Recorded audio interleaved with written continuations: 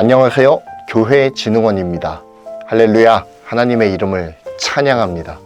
부활주일이 다가왔습니다. 우리 주님, 우리 위에 모진 고통 다 당하시고 십자가에서 못 박혀 돌아가신 뒤에 부활하신 부활주일입니다. 하나님께 영광을 올려드리고 죽으시고 부활하신 예수 그리스도께 감사와 찬양을 올려드립니다. 며칠 굉장히 춥더니 또 날씨가 풀리기 시작했습니다. 정말 날씨가 너무너무 변덕스럽죠? 감기 조심하시길 바라고요. 현재 우리는 고단 주간을 지나가고 있지만 우리가 이 과를 마주하게 되는 주일은 앞서 말씀드렸듯이 영광스러운 부활주일입니다. 부활은 기독교의 핵심 중의 핵심 교리입니다. 부활이 없다면 기독교도 없습니다. 사도 바울도 이 점을 분명하게 지적하고 있어요. 고린도 전서 15장 14절은 이렇게 말씀합니다. 그리스도께서 만일 다시 살아나지 못하셨으면 우리가 전파하는 것도 헛것이요 또 너희 믿음도 헛것이며, 이어서 바울은 19절에서 이렇게 말하죠. 우리가 바라는 것이 다만 이 세상의 삶뿐이면 모든 사람 가운데 우리가 더욱 불쌍한 자이리라. 아멘. 이렇게 고백하고 있습니다. 그리스도의 부활을 변증하는 과정에서 바울이 고린도 교회 사람들 중 부활이 없다고 말하는 사람들에게 책망하며 하는 발언이죠. 신학의 사조들 가운데에서도 역사적 예수를 찾으려는 자유주의 사조들이 있습니다. 이것은 성경에 기록된 예수님의 이야기들 중 인간적으로 논리에 맞지 않고 상식에서 벗어난 듯한 이야기들을 모두 제하고 역사적으로 이런 사건쯤은 일어났겠구나 싶은 이야기들만 따로 추려서 취사 선택하는 신학 사조입니다. 불트만과 같은 독일 신학자들이 주된 신학자들이죠. 이 사람들이 주장하는 바도 고린도 교회의 교인들 중 일부가 저지른 오류를 그대로 따르고 있습니다. 논리적으로 부활이 설명되지 않는다라는 거예요. 어떻게 죽은 사람이 다시 살아나느냐 이거예요. 하지만 부활은 분명하게 존재하는 사건들입니다. 무엇보다 예수님의 부활을 목격했던 수많은 사람들의 기록이 성경에 남아있어요. 예수님께서는 십자가에 못 박혀 돌아가셨습니다. 심장 아래 옆구리에 창이 찔려서 거기에 몰려있었던 모든 물과 피를 다 쏟아가시면서 돌아가셨어요. 그렇게 처참하게 돌아가신 예수님을 수많은 사람들이 이미 목격을 했습니다. 저 사람은 기절한 게 아니라 죽은 거다. 그만큼이나 예수님의 죽음은 확실한 증거를 가진 역사적 사실입니다. 아리마대 사람 요셉에 의해서 시체가 수습이 됩니다. 그리고 무덤 속에 장사가 되시죠. 하지만 예수님께서는 무덤에 머물러 계시지 않으셨습니다. 사흘 만에 죄와 죽음의 권세를 모두 이기시고 무덤 문을 박차고 나오셨습니다. 이를 통해서 죽은 자 가운데서 산 자의 첫 열매가 되셨죠. 예수님의 죽음을 목격했던 수많은 사람들이 존재했듯이 예수님의 부활을 목격했던 수많은 증인들 또한 존재합니다. 오늘 본문의 막달라 마리아도 예수님의 부활을 목격했던 수많은 사람들 중 한 명이었어요. 적어도 요한복음의 측면에서 보았을 때는 막달라 마리아가 예수님의 부활을 처음 목격한 사람으로 기록되어 있습니다. 오늘 본문에서 막달라 마리아는 예수님의 시신에 향품을 바르기 위해서 이것저것 챙겨서 예수님의 무덤으로 향했습니다. 그런데 무덤의 문은 활짝 열려 있고 예수님의 시신이 놓여 있어야 할 안치대에는 시신이 없어져 버린 거예요. 시신을 꽁꽁 싸맸던 세마포와 또한 얼굴을 감싸 맸던 수건만이 가지런히 개어서 안치대 위에 놓여있을 뿐이었습니다. 마리아는 너무나도 슬펐습니다. 누군가가 예수님의 시신을 도적질해 갔다 라고 여긴 것이죠. 너무나도 슬픈 마리아는 베드로와 요한에게 이 사실을 말합니다. 그들도 빈 무덤으로 향하게 되죠. 막달라 마리아가 말했던 것처럼 안치대가 비어있고 세마포가 곱게 개어있고 수건이 그 옆에 놓여있는 그 엄청난 모습을 베드로와 요한도 목격하게 됩니다. 그리고 힘없이 발길을 돌려 돌아가게 되죠. 하지만 마리아는 예수님의 무덤을 지키고 서 있었습니다. 예수님의 무덤 근처에서 슬퍼하며 울고 있었던 마리아. 그는 다시 예수님의 무덤 가운데 들어갑니다. 그때 예수님의 무덤 안에 하얀 옷을 입은 천사 둘이 앉아있는 것을 목격하게 되죠. 그리고 마리아는 너무나도 슬픈 표정으로 천사들에게 예수님을 어디에 두었는지 말해달라고 하소연을 하게 됩니다. 바로 그때 부활하신 예수님께서 나지막히 마리아에게 대화를 걸어오십니다. 여자여, 어찌하며 울며 누구를 찾고 있는 것이냐? 마리아는 슬픈 표정으로 그를 돌아보았습니다. 하지만 그분이 예수님이시라는 사실은 인지하지 못한 상황이었죠. 마리아는 그가 이 동산을 관리하는 동산의 관리인 동산지기인 줄로 착각을 했습니다. 그래서 동산지기라고 여겨지는 그 남자, 즉 부활하신 예수님을 붙잡고 이렇게 하소연을 하는 것이죠. 당신이 가져갔으면 우리 주님의 시신을 좀 내어달라. 애걸복걸하면서 부탁을 하게 됩니다. 바로 그때 예수님께서 나지막히 마리아를 부르십니다. 마리아야.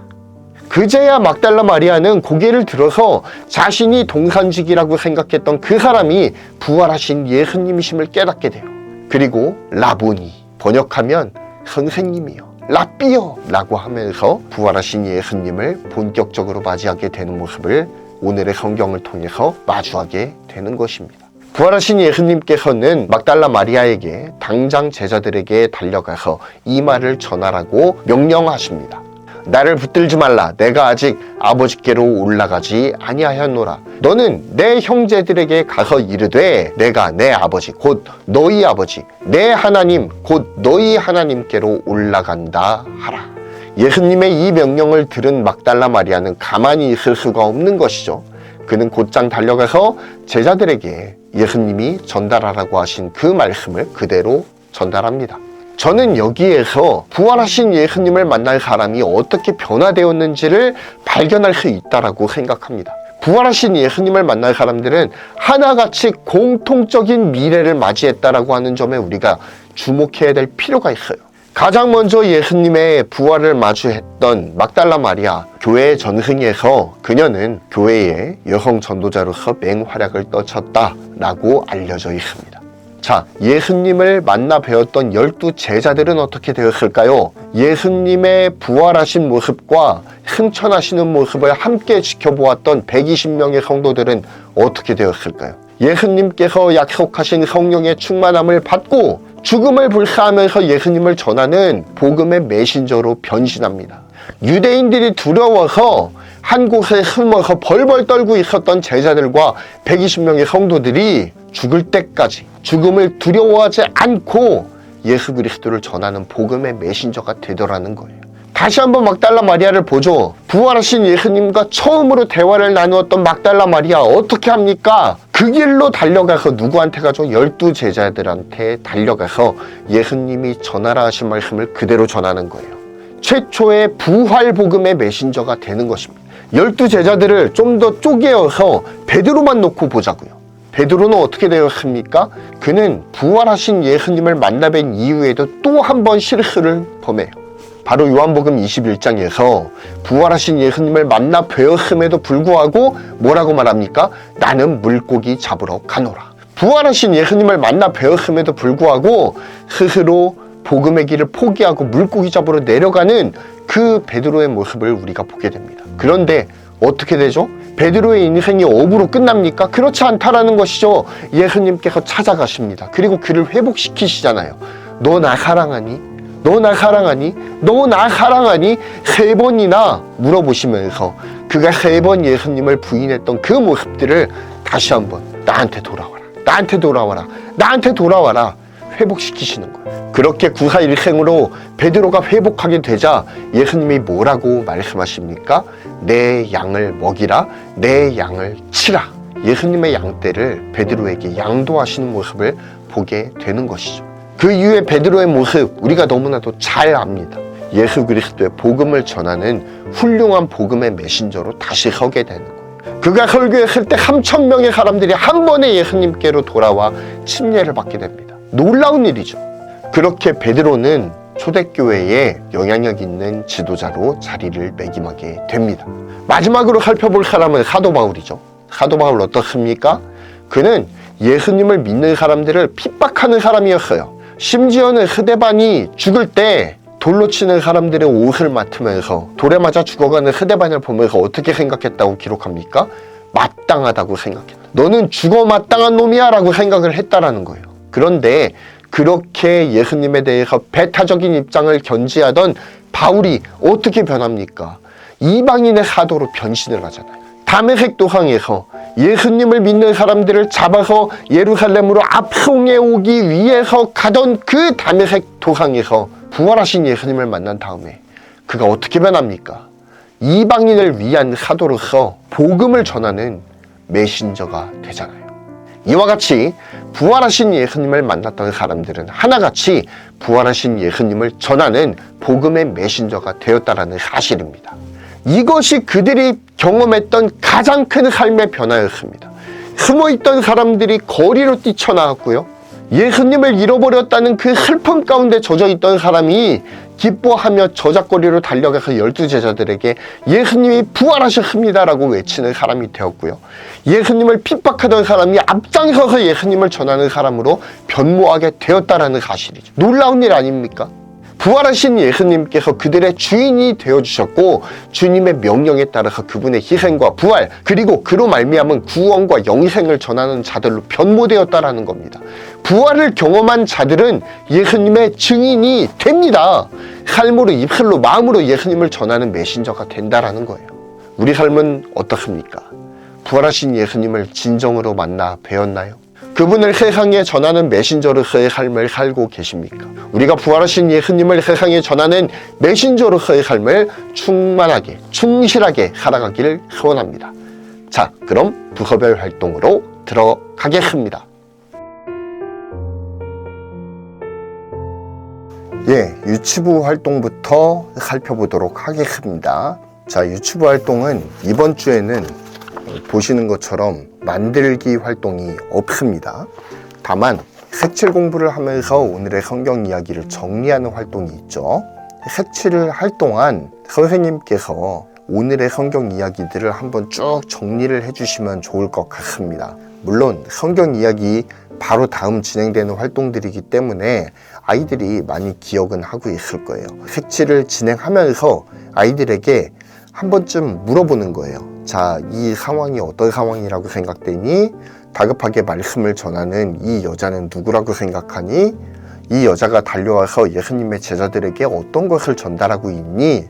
등등 말씀과 관련된 질문들을 던지면서 아이들이 상상하면서 색칠할 수 있도록 그렇게 상상력을 북돋아 주시면 좋겠다라는 생각이 있습니다. 그리고 그 활동을 보시면 막달라 마리아와 같이 부활하신 예수님을 세상에 전하는 그러한 나의 모습을 상상을 하면서 그림으로 표현해보는 활동이 포함되어 있습니다. 사실 어른들에게도 예수님을 전하는 것은 쉬운 일 아니에요. 맞죠? 전도를 한 번이라도 맘잡고 제대로 해보신 분은 아시겠지만 대상자한테 다가가서 관계를 트는 것까지부터도 정말 큰 용기가 필요한 일이죠. 그렇기 때문에 전도는 오직 내 안에 성령 하나님께서 도우셔야지 비로소 가능해지는 일입니다. 그리고 성령 하나님을 받을 수 있는 유일한 길 무엇이죠? 바로 구원받는 일. 부활하신 예수 그리스도를 믿을 때 성령 하나님께서 나의 마음 가운데 들어오시는 것이죠. 그 방법밖에는 없어요. 즉 예수님에 대한 지식적인 동의가 아니라 부활하신 예수님과의 뜨거운 만남이 필요하다라는 겁니다. 믿음은 말씀에 대한 지적 동의가 아니에요. 그거는 그냥 지식이에요. 인문학적 소양 함양이 아니라는 거예요. 믿음은 실제이고 하나님의 자녀가 반드시 경험해야만 하는 일입니다. 부활하신 예수님을 만나고 그분의 도우심을 받아 전도하는 친구들이 그리고 우리가 다 되기를 소원하는 마음으로 활동을 진행해 주시기 바랍니다. 또한 그것들을 위해서 끊임없이 기도하는 우리가 되기를 소원합니다.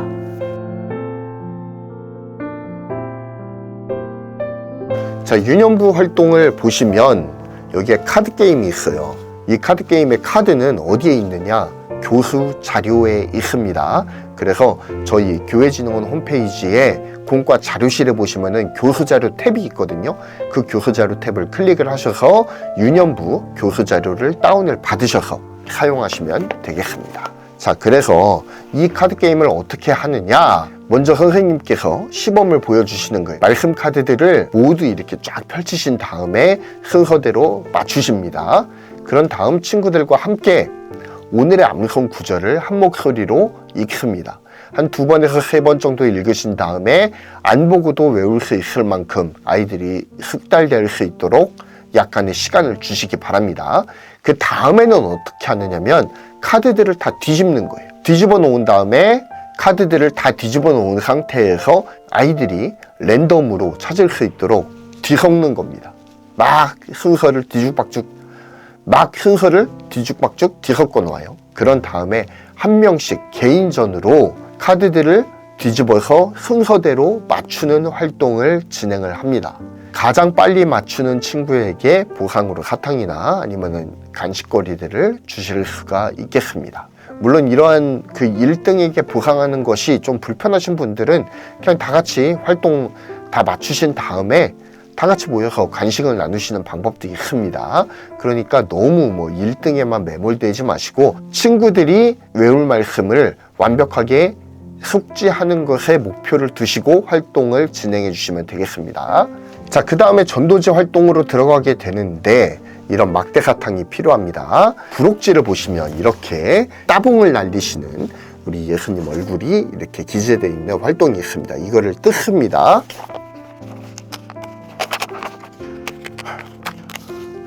자, 이 활동은 초등부에도 동일하게 있습니다. 그렇기 때문에 초등부는 별도의 활동에 대한 설명은 하지 않을 거예요. 자, 이렇게 예수님 얼굴을 뜯어냅니다. 그런 다음에 예수님의 손 부위를 이렇게 보시면은 칼집이 하나 더 나 있어요. 이 칼집을 뜯어줘야 됩니다. 자, 이게 잘 뜯어지지는 않습니다만 반드시 뜯어야 됩니다. 왜냐면은 여기로 뭐가 들어갈까요?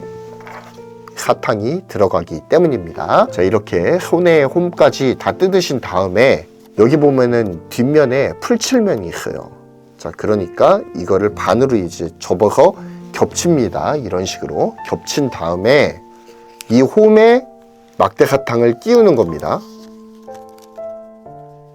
그런 다음에 예수님을 풀로 붙여주시면 돼요. 그러면은 이런 전도지가 완성이 됩니다. 사탕 전도지예요.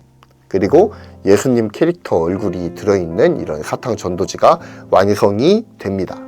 물론 이 전도지에 뭔가 전할 수 있는 짤막한 문구가 있으면 더 좋겠죠. 하지만 이렇게 예수님의 얼굴만 띄워놓은 이유가 있습니다. 여기에 적혀있는 대로 내 말이 아니라 교재에 적혀있는 대로 복음을 전하게 되면 그거는 내가 경험한 복음이 아니잖아요. 물론 내가 경험한 복음을 실어서 전할 수는 있겠지만 그 의미가 약간 퇴색될 수는 있겠죠. 그래서 이렇게 예수님의 초상이 담긴 간단한 전도지를 만들어서 자기 말로 복음을 전하게 하는 겁니다. 물론 이렇게 자기 말로 복음을 전하는 것이 이런 사탕 전도지가 없어도 충분히 가능은 하겠죠. 하지만 이 사탕 전도지가 좋은 매개물이 될 것이라고 믿어 의심치 않습니다. 그래서 월요일에 학교를 가면 예수님의 부활을 전하면서 자신의 말로 전하면서 이 사탕 전도지를 주고 교회로 초청을 하고 예배로 초청을 하고 예수님의 사랑 가운데로 믿지 않는 친구들을 초청을 하는 것이죠. 그렇게 아이들이 직접 자신의 말로 자신이 느끼고 경험한 복음을 전할 수 있도록 격려해 주시기 바랍니다.